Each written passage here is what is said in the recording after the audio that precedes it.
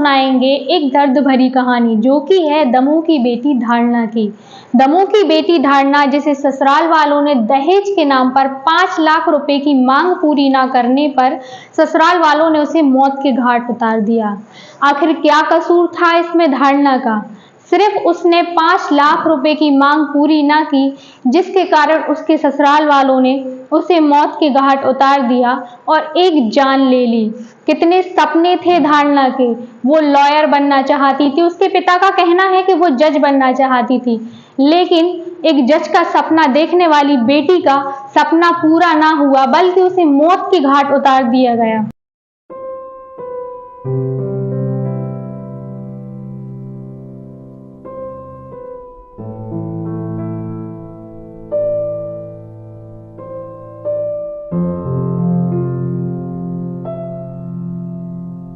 मायूस और मजबूर पिता अपनी बेटी की शादी की तस्वीरों में जैसे अपनी बेटी को तलाश रहा हो, ऐसा ही कुछ हुआ है दमोह के शोभानगर निवासी डॉक्टर हरीश रजक के साथ, जिसकी शादी पन्ना जिले में की गई थी। शादी के बाद से ही ससुराल पक्ष दहेज के नाम पर प्रताड़ित करने लगा।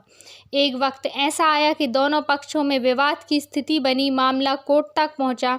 राजीनामा करने और बेटी को ससुराल में रखने के लिए 5 लाख रुपए की मांग की गई, जो पिता की हैसियत से ही बाहर थी।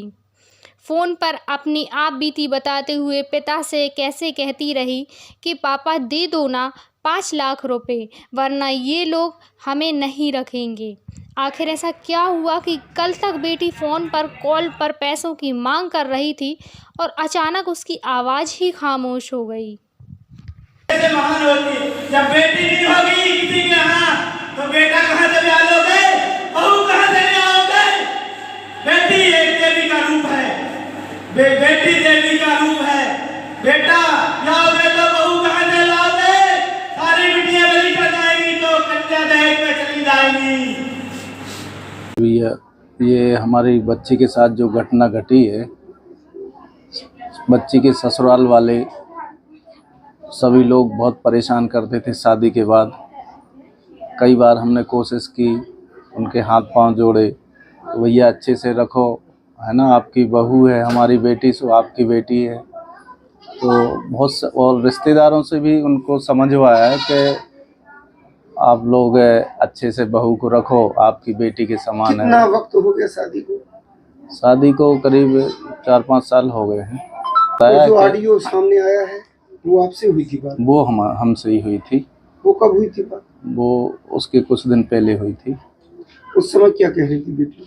उस दिन कह रही थी पापा इसे दे दो, 5 लाख मांग रहे हैं ये, नहीं तो हम नहीं रखेंगे। तो हमने कि बेटा एक बार दे देंगे तो ये बार बार मंगाएंगे, है ना। तो हमने उससे बोला कि अभी रहो आप 1 आध साल, फिर हम देखेंगे, जब हमारे पास हो जाएंगे तो फिर हम दे देंगे। आपकी खुशी में हमारी खुशी है, हम और क्या कर सकते हैं, है ना। किस तरीके से उन्होंने प्रताड़ित किया होगा जो बच्ची की मौत हो जाती है?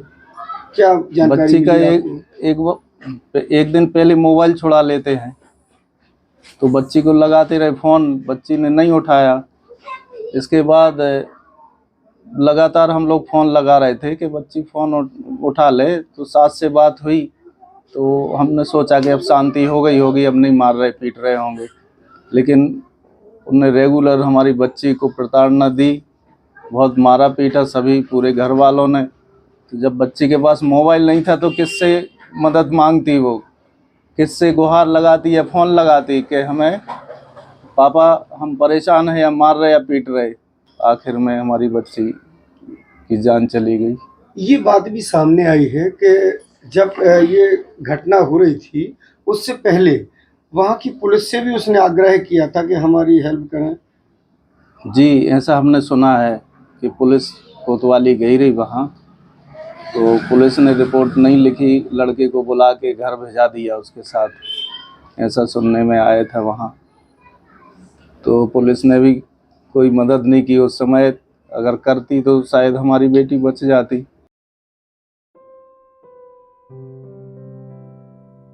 जब ये इस तरीके के मामले सामने आते हैं, क्या कहना चाहोगे आप समाज को? हमें बहुत दुख होता है कि हम कितना भी प्रयास कर लें, कितना भी ढोल पीट लें कि हमने समाज को बदल रहे हैं, ये समाज बदल रहा है, परंतु यथार्थ कुछ और ही है। समाज में अभी भी ऐसे दानव हैं जो कितनी भी धारणाओं को इन बलि वेदी पर होम करते रहे।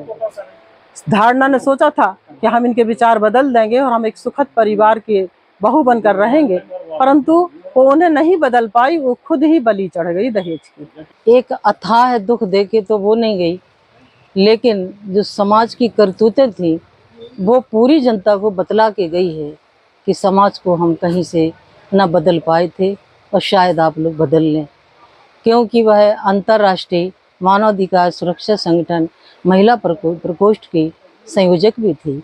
संयोजक के नाते ही जब कभी मैंने उनके विचार सुने हैं तो तब मुझे ऐसा लगता था कि हमारे समाज में कम से कम ऐसी बेटी तो है। और जितने दुष्ट थे दुशासन के रूप में, उन्होंने उठा के उसको पटक दिया। आखिर ये कब तक चलता रहेगा?